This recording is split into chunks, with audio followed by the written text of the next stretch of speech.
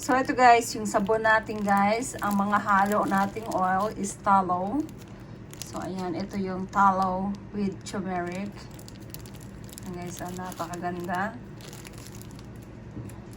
So, ano ba yung mga halo natin sa ating soap guys is argan oil. So, ito guys yung ating argan oil na tinatawag.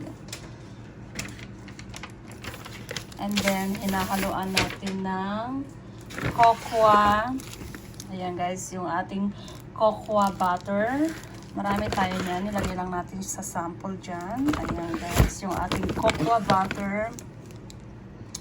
And then, meron tayong, yan yung coconut natin, olive oil, avocado oil. So, nandiyan na yan sa malalaking bottles guys.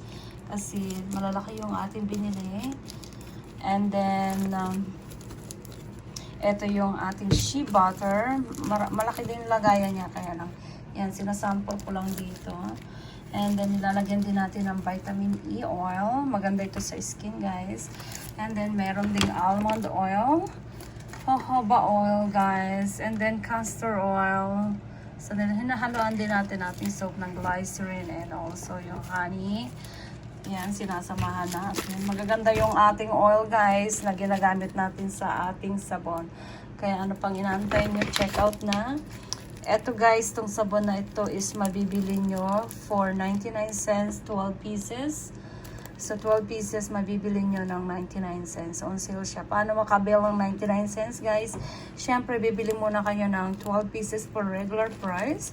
And you can get another 12 pieces for 99 cents. Ayan guys, napakamura.